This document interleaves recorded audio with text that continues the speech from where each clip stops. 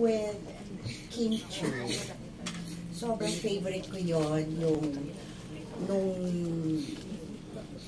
di ba lola niya nga ako dito, tapos nung nalaman ko na siya pala talaga ang nagkeme. Oo, siya palang malandi. Inamin mo. Nagpipigil na nga ako. Okay. Sobrang masakit yon sa isang lolang nagpalaki ng apo na akala mo gudi-gudi, ganyan. Lahat ng values tinuro mo. So, at sa kapatid pa ng asawa niya, di ba? Parang wow. So, talagang parang unforgivable yan sa akin. That part na. Tapos, yung kahihiyan, yung betrayal, sa akin, it's the most difficult because yung pinakita doon ni Kim, arang nakikita ko sa kanya, anak ko, yung parang kunwari mailagay, na huwag naman po sana Lord, pero yung parang pag nalagay sa ganung sitwasyon, kitang-kita ko talaga yung, yung the way she acted.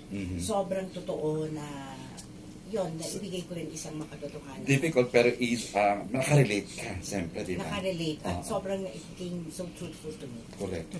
Kayla, most difficult. Ang dami, pero ano kaya doon? Grabe ang pigil mo dito. Pero, yung hindi mo nabili ang single mo, charing lang. Siguro po kasi, since wala po masyado na reveal sa character ko, hindi ko na lang po i-detail. Sa Abangan meron, ha? Di ba sa Abangan? Yes. Sige, baka naman mag-overshare ka, wag na lang. I think mahirap po kasi din yung character in general. Pero yung may mga eksena po ako with Ate Kim and then with Inay as well and GM talagang sobrang kabang-kaba ako. Ay, alam ko yung eksena niya. Yeah, so abangan nyo na lang din. Yung Teacher's Day. Teacher's Day, ang galing. JM, naku, yung revelation sa basement, yung go ahead na. Hindi rin ako pwede pong mag-detail. Oo, pero halos lahat kasi na itong mga director na ito.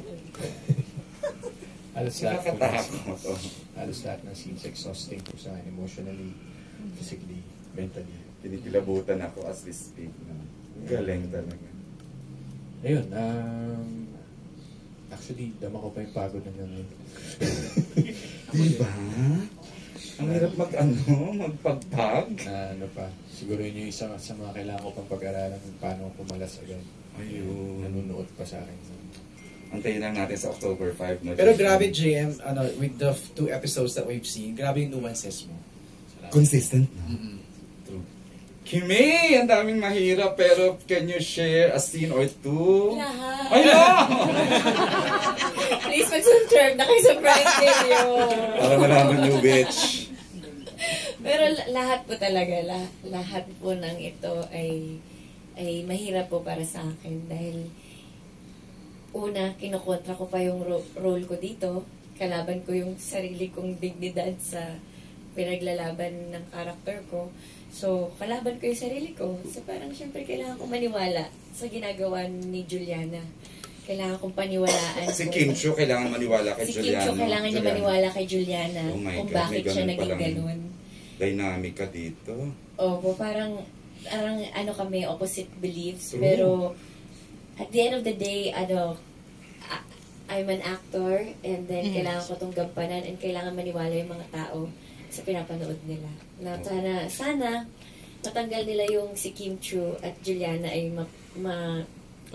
magkaiba sila. So doon ka nag-worry, Kim? Dahil minsan kasi sa mundo natin, hindi mo mahirap nang ilayo yung ikaw at yung role na ginagawa mo.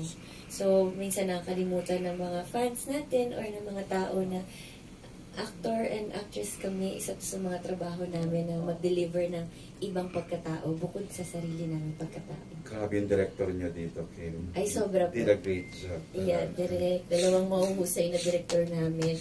Sinusunod ko lang po sila, pattern. Patapusin ko lang tong isang Diyos ko sa elevator scene. Ito po ay pwede ako mag-name pero hindi ko alam kung difficult for him. A scene or two na napakahirap bukod sa nagpapayat ka tapos nagpataba. Ang dami actually eh. Parang siguro kung may pagod na character dito, ako yung Siya. pinakapagod dahil ako yung lagi may hinahabol plus may boxing. So siguro yung isa siguro na scene na sasabihin ko without spoiling are the boxing scenes. Dahil, medyo matagal rin ako nag-training tapos kapag ginagawa yung mga ibang eksena, hindi ako happy sa mga form ko and everything. So babalik, magdodoble kayod na naman ako mag-training para sa mga boxing scenes. At yung mga boxing scenes, hindi lang yun yung scenes na sinushoot in a day. So imagine doing like 5 hours of boxing scenes. And then, aarte ka pa after or before that. Doble talaga yung pagod. So parang, I've always known, even before starting this show, that the boxing scenes are gonna be exhausting. But, ayan, nakatulong naman yung kape. At Walang sugar yung kape. walang sugar. Ayan, siguro yung dedication lang na ine-enforce ko sa sarili ko para sa show na to. Thank you pa for sharing. Inay, Diyos ko. Marami na rin ako napanood ng mga advance scenes, pero would you like to tell us yung not naman to spoil lang ha? Oo. Parang yung, kasi, yung sa pangalan ni Kim. Sa opisina, no? Hindi nalaw mo siya, natigilan mo na si Yung ba? Hindi, meron pa. isa pa. Dami pa. Madami. Bawal spoil. Ay, no nga, ang hirap. Oo, mapwede kwento. Ay, no. Intindihan naman namin na Pero as in talagang, halika dito. Ganon. As in, halika. Considering, alam mo naman totoo, pero tinuluyan mo pa rin siya. Pero hindi pwedeng hindi. Alam ni Kim eh. Alam niya. Kasi pinaprotektahan mo. Kaya, di ba, in-explain ko sa'yo. Bakit True. sa pala natin. Yes, tapos binigyan niyo po, pinaalala sa akin ni Paolo, yung binigyan niyo po akong spray, yung pangtanggal maga. Bago magsimula yung eksena. Favorite niya yung spray na yun, hindi niya talaga binibigay kasi konti na lang siya, tsaka sa Hong Kong siya nabibili, di ba, Nay? Sabi niya, bibigay ko na lang to sa'yo. Tapos pagkatapos sa eksena namin, kaya pala pangtanggal maga yung spray. Pero binibigyan ako lagi ni Inay. Oo, kasi mahirap kung i-fake yun eh. Right. Kasi kailangan niya maramdaman yung galit ng nanay. Right. Dahil dalawang anak ko tinuhog mo. Ganun yung mga dialogue doon. Kaya hindi ko na pwede, yan na, nakwento kayo. Yung gano'n. Maga talaga. Hindi. Biro lang. Hindi, dito ko tinira sa lalim.